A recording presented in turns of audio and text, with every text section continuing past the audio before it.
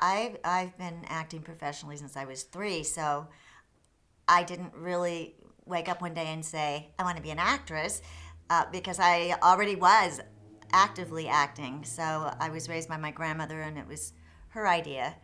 I think that was probably one of her dreams that she attempted with my aunt, and that didn't work out. So then I came along, and I was a very willing participant.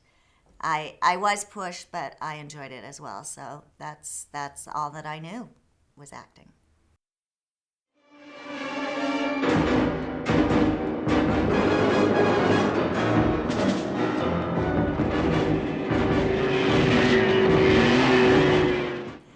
I don't really remember how or why I got the part. It was a small part. It was not anything to really brag about.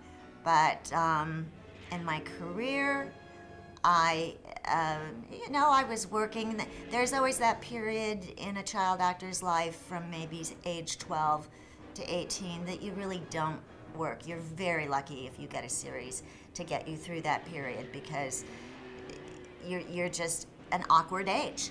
So once you turn 18, then they can hire you. They want to hire somebody who's 18 who looks younger so that you can play that 15, 16-year-old. But I was just kind of coming out of that, and I was very lucky. I was starting to work quite a bit, enough to finally move out of my family home. And the car was part of that. Financially, the car helped me be able to do that. So that was very important to me. But I hadn't become a regular on anything yet.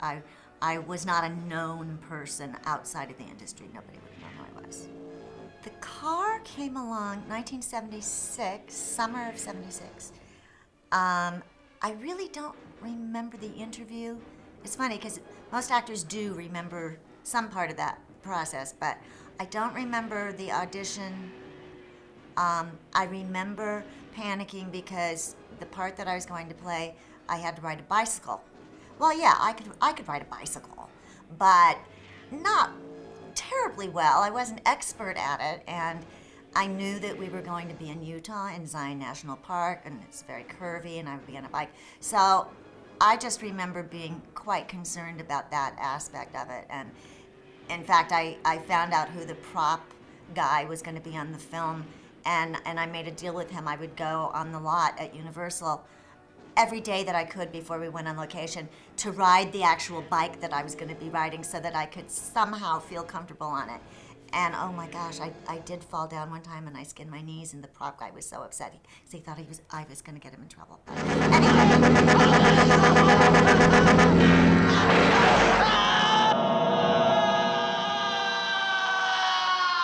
Um, Again, I was only 20 years old, and his manner was rather gruff, shall we say. And I guess having been a child actor, I was a little more used to maybe a more gentle director kind of holding my hand and guiding me along. This was not Elliot Silverstein. And he didn't really tell you a lot of what he wanted until after you've done several takes and he tells you that's not it. Uh, but very gruff and used language. Even though I was in the business, I was really very innocent and naive to a lot of things, and so I was frightened almost of him just because he made me uncomfortable. So, and then I had the bicycle thing coming, and so I was very nervous about it. But this one day we're shooting. I think I was the car's first victim, if I'm not wrong on that.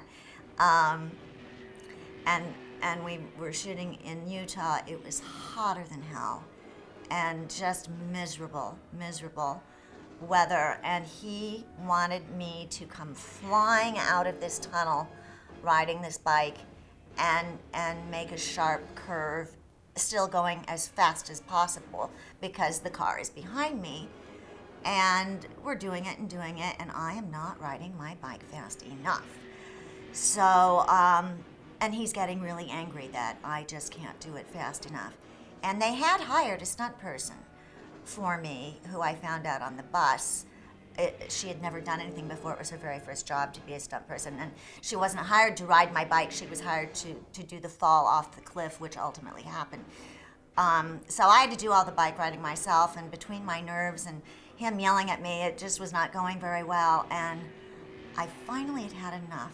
I don't remember what take it was, and he's just screaming, "I want you to go to the edge of that cliff." And I thought, God damn it, okay, I'm gonna do that. So here I come, it's like take 17. I come tearing out of the tunnel on my bike, and I came so close to going over the cliff. But I couldn't even appreciate or enjoy that moment yet because I had to finish the take. I was just inches away from death, certain death. And I just kept going.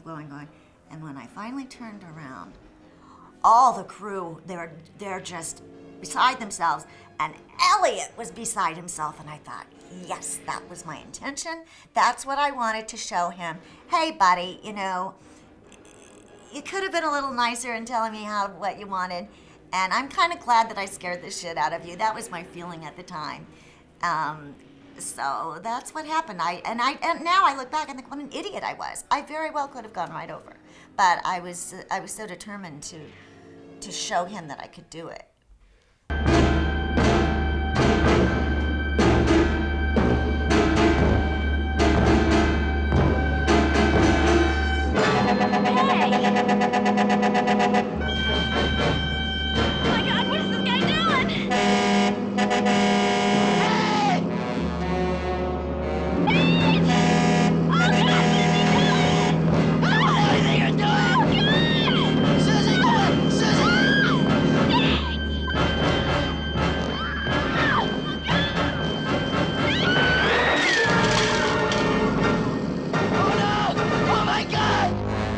One day, oddly enough, if you blink, you will miss me in the whole movie.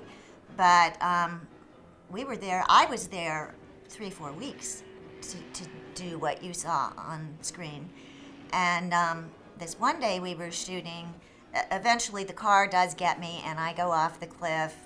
And the stunt person did that for me, thank God. But the makeup department, oh Lord, I wish I had stills of this. They apparently, I think either her leg or her arm got torn off, and the leg's over there, and the rest of her body's over here, and her cheekbone, I'm saying her, I mean me, cheekbone, they did such a beautiful job, the Universal Makeup Department. The skin is hanging open, there's blood, and you can see the white bone of the cheek hanging out. I looked like death, which is exactly what I was supposed to look like. And, it gets a little tiresome. It's hurry up and wait. So we're waiting around, and I saw a public restroom down the road. And it's summertime, and there's a lot of tourists, Zion National Park, and I thought, well, maybe I can go have some fun down there. So I go in the public restroom, inside a stall, and I wait for some visitors to come in. And then I came out, and they all, oh my God, they totally believed it. And it was so beautifully done. They said, oh my God, are you all right? What happened? And I just said, I fell. And I'll be fine, don't worry about me. And see how sick I was? I mean, the way I was with Silverstein too. It's like, I'm gonna show you, I'm gonna almost fall off that cliff. And I just was toying with these poor tourists who were very upset for me. But I did things like that. You know what I thought most? I didn't like my hair. Women in their hair. I had beautiful long blonde hair down past my butt, and they, for some reason, took it and put it up in it like a schoolmarm bun, and that didn't seem to make any sense to me because it was supposed to be two kids having fun, kind of on a date, and that I was so distracted by that. And again, if you blink, you miss me. I'm only in the very first few scenes, and then it's over. And I was just obsessed with my hair, thinking, why did they do my hair that way? I don't think I ever even read reviews at that age. I didn't concern myself with them. Again, when you're a young actor, all you care about is earning enough money to live. And to me, it was just another job, which now, obviously, it's turned into certain memories, and jokes and things that we can think of fondly or not so fondly. But every job eventually, if you stay in this business long enough, every job, no matter how small, eventually did make an impact on you, and years later you find yourself telling stories about it. I am shocked at how many people not only have seen it, but recognize me in it. My Twitter followers, they talk about it all the time. Oh, I saw you in the car last night. It was on at 3 o'clock in the morning.